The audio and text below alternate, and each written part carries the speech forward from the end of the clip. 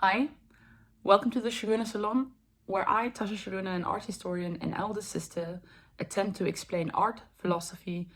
I'm Tascha. And I'm Annette. And today I'm dragging Annette into the deeper introduction end of A.A. van den Braambus's mind. Annette, are you ready to have your worldview shattered or mind rewired? Yes, I am. Okay.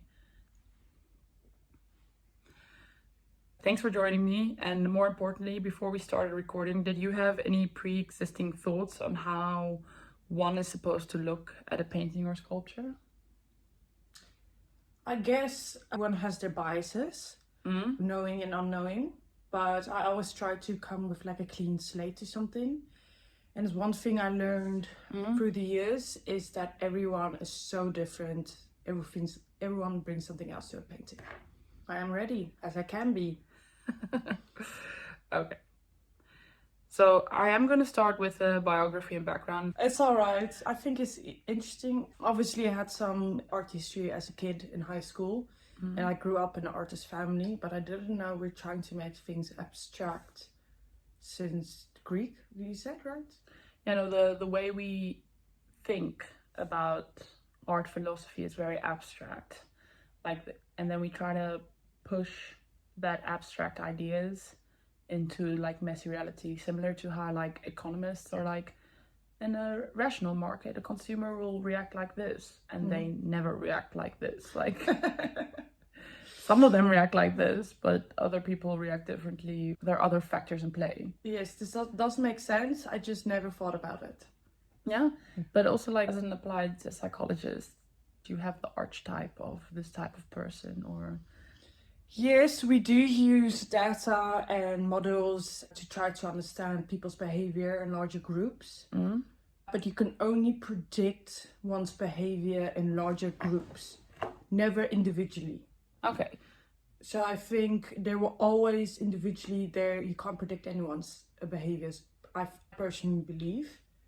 So it's always hard to say that a person is just a number in the whole database or model. It can always be a different outcome.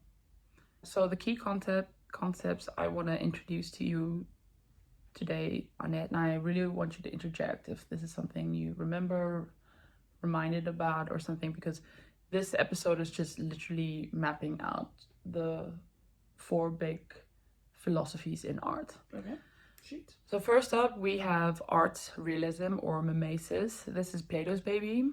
The central relationship is between the artwork and reality. Is it a good copy, a perfect imitation? The artwork's value is in its mirror-like quality. Yes, this is the basic art. If you go to Greek, and well, the basis, well, I started learning from Greek and how they always made a perfect sculpture. And I also saw the plate desk man in Brussels a few months ago. Yeah. That was the first thing I learned about art in my art history class. So it was incredible to stand next to the plate disc thrower and to see how my different muscles change when I change my movement next to his and how that they sculpted it.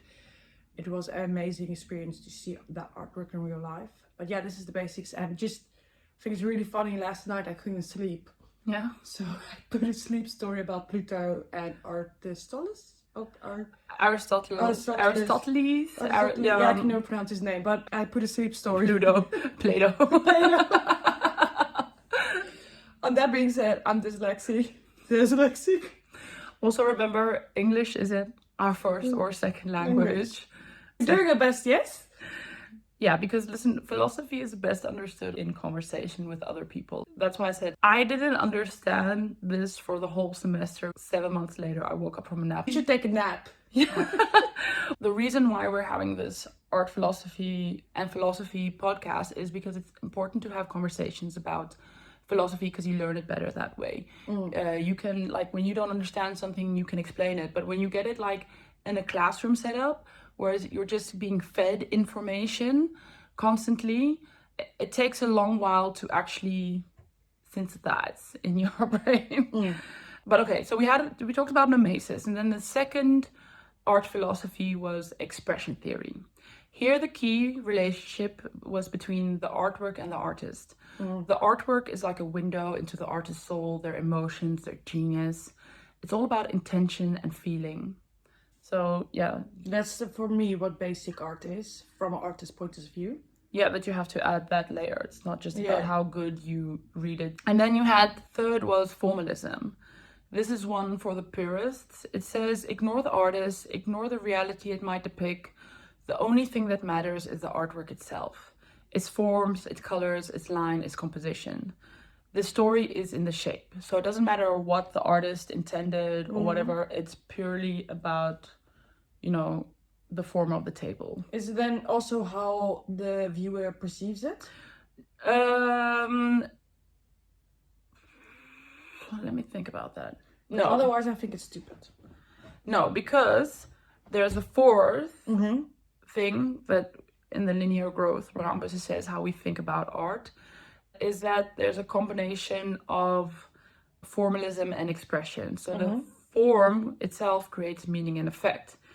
So the way something is made expresses something and affects the viewer.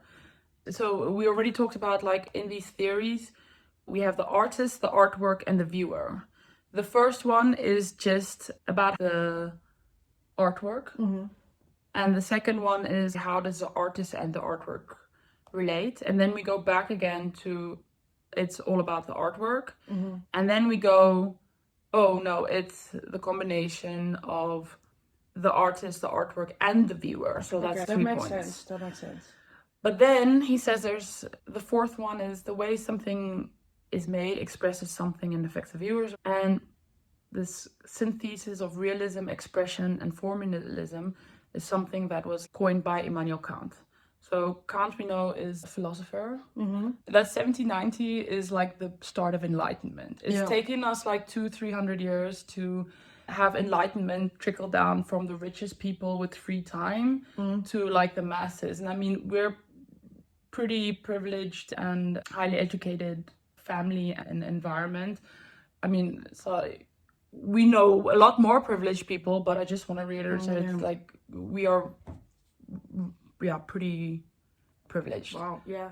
Someone pointed it out to me last week. I told a bit about my family. He was like, "Whoa, your family's so ambitious." I was like, "Guy, you're doing a PhD. What are you talking about?" Yeah, and I guess it's just the bank accounts don't reflect that. Yeah, the bank accounts don't reflect that. Okay, but so Immanuel Kant is from the Enlightenment. So you might not know about the Enlightenment, but the Enlightenment has been trickling down for 300 years, which is just so we all have agency about our choices. No, I do bow to Enlightenment. I did have history. Yeah. And art history. He shifted the focus from properties of the art object to the viewer's mental experience, establishing the foundation of modern aesthetic theory. This is a juggernaut to distill, and I'm not going to do it justice at all. But you will be back with me to go in depth about Kant on a later episode. But Annette, so me and you are still going to do Kant, but we're just going about the four formal like art theories that Brambus... Yes, I do love that we're going to go into Kant later. Yeah. I feel like I have a little bit of knowledge of that subject, so that makes me feel good. Of Kant or? Of Kant. He's Kant. such a perfection. He was so, he has such a good routine. I just love it. I wish to be like that. I don't actually know anything about him personally. I just know that he was an influential 18th century philosopher. Oh, we will talk about it on the next episode. So stay tuned. Come back. These frameworks dominated how museums displayed art and how critics talked about art for centuries. Formalism gave us the white wall galleries, where painting is just a thing of beauty separate from the world. Expression theory gives us those dramatic biographical plaques next to the Van Gogh's paintings. So these four ways is like a way to look at art, a way to describe art, a way to present art, a way to think about art. Yes. So Brambus has said that these theories, what they get right is they give us a language and a toolkit. They're very dry bone, overarching philosophies that help you understand and critique. And think about almost all of art until 1890, because that's when modernism with a big M starts. And before you can break the rules, you have to know them. Yeah. So that's why we are learning about, You have to play the game to change the game. Yeah, know the rules. But our family usually don't know the rules. So we break them all the time. revolutionary, irritating. Yeah, someone told me, my sister's ex is a basketballer, and she told me, you have to play the game to change the game. And that just changed my whole life thinking, because I was just there to change it. And I was like, wow, okay, I'm missing the first step. Okay, let's go. Yeah. So I want to give you also a contemporary example, Annette, how we talk about art and these four Yes, ways. give it to me. A Marvel movie review that complains that the CGI villain wasn't realistic enough. That's Mimesis theory. The first one. Yeah, okay, the first theory. Okay, and that was about? Realism. Realism. Okay, yeah. Mimesis. Okay. Mimesis means can you mimic it completely? Like there's like the story told, I think, by Plato where we're all told the story, but I really don't know the facts about it, if it's true or not, or it's just apocryphal. Apocryphal, is that the right word? It's a big word. I don't even know what that means. It means in the Bible you have main chapters, Matthew's, blah blah blah, and then you also have like not official chapters of the Bible, and those are called apocryphal chapters. Okay. But I might even be saying it wrong, but let's use a better word. An anecdotal story, like a mythological story. About Mimesis theory, like these two Greek painters were like having one off, and they were like, I'm the best, and the other was like, no, I'm the best. And then they're like, okay, let's have a final showdown. We'll both paint a painting and see whose painting is more realistic. So the one painted grapes, and all the birds, when he revealed it in the square, all the birds came down and tried to like pick at the grapes, and he's like, I'm the greatest artist. Okay. And he unveiled it like with a piece of cloth. And then it was time for the other artist, and the artist invited him to reveal the other artist that had just painted the grapes. He asked, hey, come reveal my painting. And he tried to reveal the painting, and then it turned out the cloth was painted. He's like, I'm the greatest painter, because I even fooled you. And that's Mimesis theory. Like, it's so realistic that, Yeah, okay. Yes, I've seen these types of art. Yeah, and that's really like the main art. Like what they said was amazing. But to be honest, a lot of Greek and Renaissance paintings aren't actually realistic, because like, for example, Michelangelo, like you can't bunch all the muscles in your back at the same time. He's like, every single muscle that can be bunched, you would break your spine if you actually tried to do that. Like, it's not real. So that's not actually realistic, but that's just like, look at what I can do.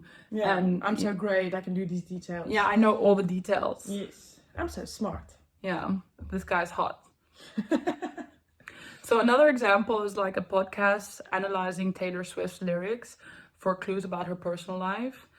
That is expression theory. Someone saying they just like a song for the beat and not the words, that's formalism. Yeah, I do not understand those people. I'm only there for the lyrics. Actually, sometimes I listen to the lyrics, I'm like, oh, this is so sexist. And music works in a way that it transforms your brain. If you sing something or rhyme something, you remember it more, and that carves neural pathways. So I'm like, but I listen to the lyrics, but I have fun, and then after a while I start to realize also the lyrics, and I'm like, oh my gosh, my favorite song when I was 9 was I'm Tired of Technology. And I thought this guy was really upset about technology, and he just really wants to go live in a forest. And that was the time when like those music things came out, MP3 players, and we went from DVD to CDs. I was like, I get you, dude. Everything's changing so fast. Yeah, well, so actually that makes me actually hate formalism, because I'm like, you don't know what the secret message is, that you're listening to. But those are like examples of in our real life. Yes. So there's like this huge problem. What do all these four theories have in common, Annette? Let me think. They all have problems with art. That all these critiques of formalism, realism, let's go back again, so that for those that are using this to study, let's go back to that again. It is mimesis or art realism, expression theory, formalism, and then the fourth one is the synthesis of expression theory and formalism. Okay. Yeah, I feel like I'm in a test setting now. I don't know. What do they all have in common? I'm going to tell you now. Thank They assume that art objects exist in a vacuum, outside of history, politics, and the wider social situation. Okay, that makes a lot of sense. They completely ignore context. They're just like, Yeah. this is the artist, this is the artwork, and this is the viewer. All these three theories completely ignore the context. So, for example, we can also now have to realize, was the artist a woman in a man's world? You know, like... Yeah, like a Jeanne d'Arc. Yeah, was the painting funded by a colonial empire? Yeah. Formalism would tell you to ignore all of that and just look at the brushstrokes. These frameworks can be incredibly limiting. So, Annette, as a psychology student, does a framework that ignores the subject's background and context feel a little bit incomplete to you? Yeah, obviously, of course, because also if you look at from a psychologist viewpoint, let's say like this artwork is my client. Yeah, exactly. Of course, you use all the theories and you get literature about what you need for this client. But end of the day, it is a person. Yeah. And the person may not fit into those categories that already existed, or maybe there is such a complex situation that you can't just go from the literature. It's a whole new. You have to make it like a whole new pathway for this person, and you can't put people in boxes. The same as like here, you can't ignore the whole situation around it. Yeah, because I mean, I think also that's a critique in psychology right now, that sometimes also people's personal circumstances are impacted by capitalism, is impacted by colonial structures. I'm gonna take this a little bit away because apparently I didn't charge mine, so I'm gonna sometimes lend your cool spatula thing, if that's okay with you. Yeah, yours still has a State of the design. Season 1 is just, laying the foundation. We have a question for the viewers. Which of these 4 frameworks do you default to? Do you judge a movie on how realistic it is? Do you obsess over what the artist meant? Or do you just care if it looks cool? So send us an email and we will read your responses in the final episode. And are you excited to go into depth on each of these 4 philosophies? The email address is thesciaronesalon@gmail.com. See, I did the Dutch thing again. The Sciarone Salon, and then SCIARONE, and then Salon, SALON @gmail.com. But Annette, which one do you default to actually? I'm very sensitive for aesthetics, but not only for how beautiful I think it is or not, but also how raw and authentic and is really important to me. So it's how I interpret it, I think. So you are really into the expression. Yeah, I would definitely say that. Yeah. And it surprises me a lot. I don't really like religious paintings. Yeah. From from the ones where when was Michelangelo? He was in the Renaissance, so that's... Yeah, the Renaissance. That's I saw a 1613. Renaissance painting a few months ago, and I started crying. Because the colors worked so well with each other and they complemented each other so well. Yeah. Normally, I just look at these paintings and walk away. Yeah. But the aesthetic of the colors were so beautiful. It really had a huge impact on me. And I have that with everything with the aesthetics, from raw emotion to authenticity. I also use art I give trainings, psychological trainings, soft skills, but also mental health trainings.